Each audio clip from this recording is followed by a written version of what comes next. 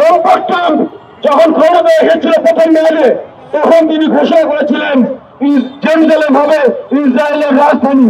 আমরা বলতে চাই জেরুজালেমের মালিকানা কি হবে, এইটা ট্রাম্প ঠিক করে দেওয়ার কেউ না।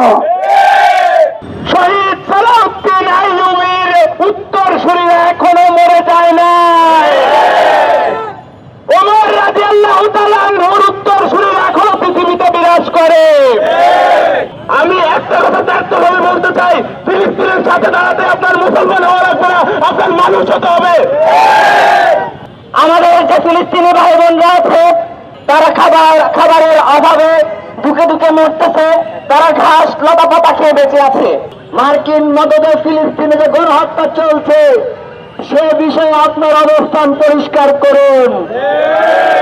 আপনি কি মার্কিনীদের পক্ষে নাকি বাংলাদেশের জনগণের পক্ষে, সেটি প্রমাণ করুন। আপনি কি ফিলিস্তিনে নিপীড়িত মানুষের পক্ষে না ইসরায়েলের পক্ষে, সেটির ঘোষণা দিন। অপশক্তির বিরুদ্ধে মুসলিমদেরকে এক থাকতে বলছে। আমরা ইংরেজিতে একটা প্রবাদ জানি, united will stand, divided will fall. আজকে মুসলিম জাতি যদি একত্রিত থাকতো, তাহলে এক ইসরায়েল ফিলিস্তিনের উপর এইরকম বর্বর নির্যাতন চালাইতে পারতো না। আমাদেরকে দেখতে হতো না আমাদের ভাইয়ের লাশ বোমের আঘাতে আকাশে ভাসতেছে। সেখানে হাইড্রোজেন বোমা থেকে শুরু করে ফসফরাস বোমা নিক্ষেপ করা হয়েছে। সেই বোমাগুলো ইরাকে ফালুজায় নিক্ষেপ করা হয়েছিল, ইরাক যুদ্ধে নিক্ষেপ করা হয়েছিল। যেই জায়গায় এই বোমাগুলো নিক্ষেপ করা হয়, সেই জায়গার শিশুরা বিকলাঙ্গ হয়ে জন্মগ্রহণ করে। সেখানে কোনো সুস্থ মানুষ বসবাস করতে পারে না। যখন এই লম্পট ট্রাম্প যখন ক্ষমতা এসেছিল প্রথম মেয়াদে, তখন তিনি ঘোষণা করেছিলেন জেরুজালেম হবে ইসরায়েলের রাজধানী। আমরা বলতে চাই জেরুজালেমের মালিকানা কি হবে, এইটা ট্রাম্প ঠিক করে দেওয়ার কেউ না। ইসরায়েলের উদ্দেশ্য করে আমরা বলতে চাই, তোমাদের পত্র অতি সন্নিকটে। ফিলিস্তিনের গাজা, খান ইউনিস এবং রাফার কোন এক ধ্বংসস্তূপের ওপর থেকে আবার সালাউদ্দিন আইয়ুবীর জন্ম হবে, আবার সালাউদ্দিন আইয়ুবীর জন্ম হবে, ওমর রাদিয়াল্লাহু তাআলার বিমুখে যাবে হবে। ইসরায়েলের ধ্বংস অনিবার্য। ফিলিস্তিনের মুক্তি সেভাবেই হবে যেভাবে গতকাল হয়েছিল, যেভাবে ইসরায়েলের চরপথ থেকে যেভাবে ইহুদিদেরকে বের করে দিয়েছিলেন, ঠিক সেভাবে আবারও এই অবৈধ রাষ্ট্রের প্রতি নাগরিককে, জায়নবাদী প্রতিনিধিকে আবারও ফিলিস্তিনের পবিত্রভূমি থেকে মুক্ত হওয়া হবে, বাইতুল মাকদিস মুক্ত হবে। আশ্চর্যজনক ভাবে, দুঃখজনক ভাবে বিশ্ব মানবতার মোড়লেরা, বিশ্ব মানবতার ঠিকাদাররা এখানে নীরব।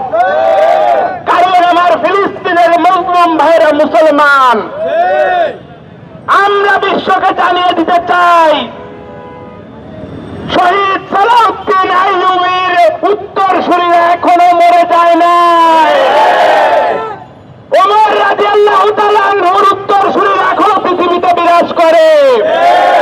ইয়াহিয়া সিনওয়ারের সিলসিলা আমরা বন্ধ হতে দিব না। আমাদের এই আজাদির সংগ্রাম বিশ্বের কোনায় কোনায় ততদিন জারি থাকবে, যতদিন আমাদের প্রথম কেবলা আল কুদুস এই জায়নবাদীদের হাত থেকে মুক্ত না হবে।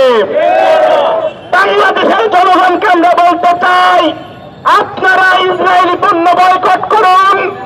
ইসরায়েলের দোসরদের, ইসরায়েলের এই গণহত্যার মজাদাতের পণ্য আপনারা বয়কট করুন।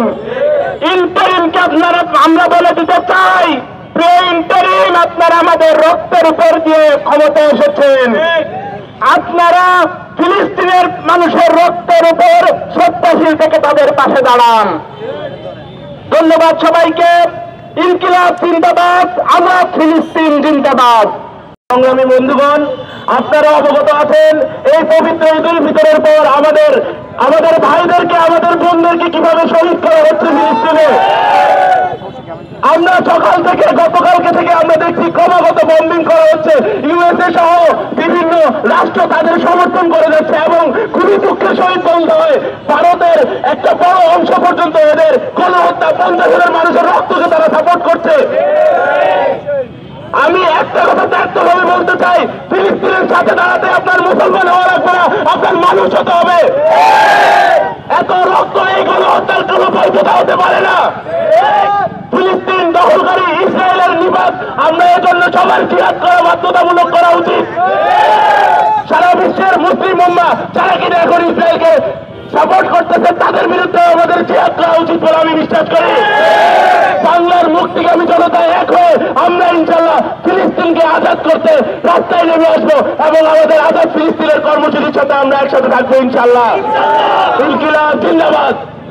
ইসরায়েলকে অর্থনৈতিকভাবে, সাংস্কৃতিকভাবে, সামাজিকভাবে প্রতিটা ক্ষেত্রে আমাদের বয়কট করতে হবে।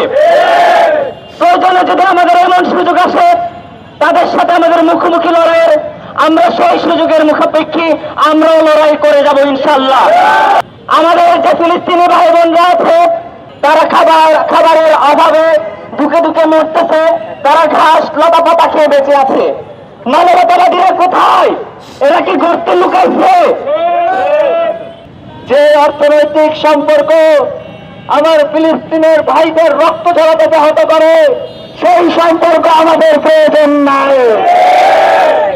যেখানে সাংবাদিকরা বলছে এভাবে আর কিছুদিন চলতে থাকলে পৃথিবীর মানচিত্র থেকে গাজা মুছে যাবে, সেখানে আমাদের ইন্টারিম গভর্নমেন্টের পক্ষ থেকে এখন পর্যন্ত কোনো নিন্দা জ্ঞাপন করা হয় নাই, নিন্দা প্রস্তাব জানানো হয় নাই। সারা দেশের ছাত্র জনতার প্রতি আহ্বান জানাবো, ফিলিস্তিনের গাজার শিক্ষার্থীরা যে নো ওয়ার্ক নো স্কুল কর্মসূচি ঘোষণা করেছে সেই কর্মসূচি সফল করে তুলুন।